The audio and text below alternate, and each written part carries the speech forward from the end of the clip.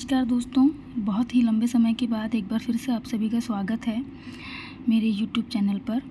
आज मैं आपके सामने लेकर आई हूँ महादेवी वर्मा जी की प्रमुख रचनाएं। महादेवी वर्मा की कुल 8 कविता संग्रह हैं। पहला है निहार, जिसकी रचना 1930 में हुई थी। महादेवी वर्मा जी का यह प्रथम काव्य संग्रह है और इस काव्य संकलन में लगभग 47 गीत संकलित हैं। इस संग्रह में 1923 से लेकर 1930 ईस्वी तक के बीच लिखी कविताएं संग्रहित हैं। इसमें संसार की नश्वरता से संबंधित गीत हैं। इसमें वेदना तथा करुणा की प्रधानता है। इनका दूसरा कविता संग्रह है रश्मि, 1932 में यह प्रकाशित हुआ था।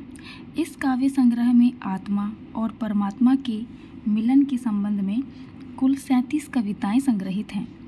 इस संकलन में महादेवी जी की रहस्यवाद शुद्ध रूप से प्रकट हुआ है। इस संग्रह में उनकी 1927 ईस्वी से लेकर 1931 ईस्वी तक की रचनाएं हैं। इसमें महादेवी जी का चिंतन और दर्शन पक्ष मुखर होता प्रतीत होता है, अतः अनुभूति की अपेक्षा दार्शनिक चिंतन और विवेचन की अधिकता है। इनका तीसरा कविता संग्रह है नीरजा, 1934 में ये प्रकाशित हुआ था। नीरजा महादेवी जी का तीसरा कविता संग्रह है। इसका प्रकाशन 1934 में हुआ था। इसमें 1931 से लेकर 1934 तक की रचनाएं हैं। कवित्री की जीवन दृष्टि का विकसित रूप इस संग्रह के गीतों में व्यक्त है।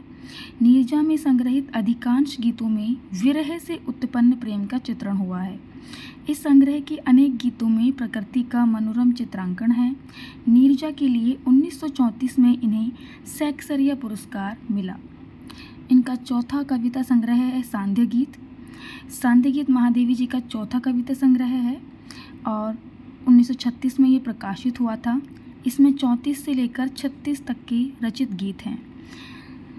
यहाँ न केवल सुख दुख का बल्कि आंसू और वेदना, मिलन और विरह, आशा और निराशा एवं बंधन और मुक्ति आदि का समन्वय है। इसके बाद है दीपशिखा, 1942। दीपशिखा महादेवी जी का 5वां कविता संग्रह है। इसका प्रकाशन 1942 में हुआ। इसमें 1936 से 42 तक के गीत हैं।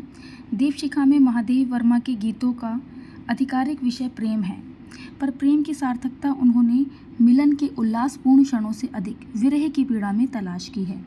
इस संग्रह में लगभग 48 गीत लिखे गए हैं और इन गीतों में विरह वेदना का भाव दर्शाया गया है। इनका छठा कविता संग्रह है सप्तपर्णा।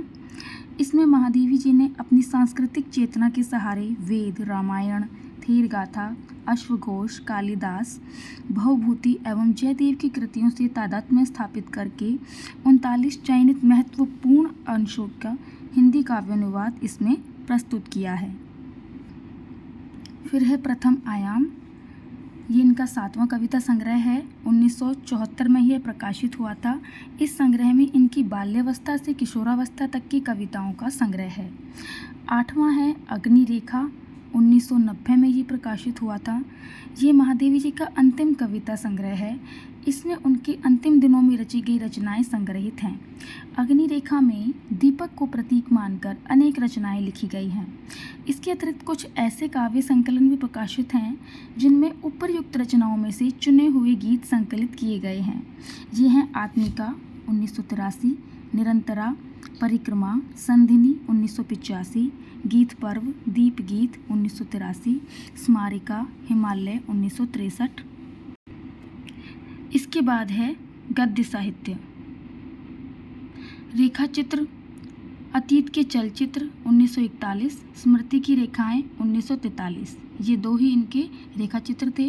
इसके अलावा इन्होंने कुछ संस्मरणों की भी रचनाएं की, जिसमें से पहला है पथ के साथी, 1956। इसमें महादेवी जी ने अपनी समकालीन रचनाकारों का चित्रण किया। इसमें कवींद्र, रविंद्र, दद्दा, जिन्हें मैथिली शरण गुप्त कहते हैं, प्रसाद, जयशंकर प्रसाद, निराला, सुमित्रा नंदन पंत, सुभद्रा कुमारी चौहान तथा सियाराम शरण गुप्त की रेखाएं शब्द चित्र के रूप में आई हैं। मेरा परिवार, 1972, स्मृति चित्र, 1973, संस्मरण 1983। इसके बाद इन्होंने कुछ निबंधों की रचना की और इन्हें संग्रह के रूप में प्रकाशित किया, जिसमें से पहला है श्रृंखला की कड़ियाँ 1942। इसमें इन्होंने सामाजिक समस्याएं, विशेषकर अभिशप्त नारी जीवन के जलते प्रश्नों के संबंध में लिखे उनके विचारात्मक निबंध संकलित हैं। इस संग्रह में स्त्रियों की मुक्ति और विकास के लिए उन्होंने जिस साहस और दृढ़ता से आवाज़ उठाई और जिस प्रकार सामाजिक रूढ़ियों की निंदा की है, उससे उन्हें महिला मुक्तिवादी भी कहा गया है। युद्ध और नारी नामक प्रसिद्ध निबंध इसी संग्रह में संकलित है। इसके अलावा और निबंध हैं विवेचनात्मक गद्य 1942, साहित्यकार की आस्था तथा अन्य निबंध 1962, संकल्पिता 1969। ललित निबंधों का संग्रह है क्षणदा 1956 में इसका प्रकाशन हुआ। कहानी संग्रह है गिल्लू और अन्य कहानियाँ। चुने हुए भाषणों का संकलन है संभाषण 1974 में प्रकाशित हुआ। संस्मरण रेखाचित्र और निबंधों का संग्रह है हिमालय नाम से प्रकाशित हुआ 1963 में। इसके अलावा उन्होंने बाल साहित्य की भी रचना करी। बाल कविताओं के इनके 2 संकलन छपे हैं, ठाकुर जी भोले हैं और आज खरीदेंगे हम ज्वाला। अन्य गद्य साहित्य हैं परिक्रमा। तो इस प्रकार से आज मैंने आपके सामने महादेवी रचना की प्रमुख रचनाओं को प्रदर्शित किया। धन्यवाद। अगली वीडियो के लिए सब्सक्राइब ज़रूर करें।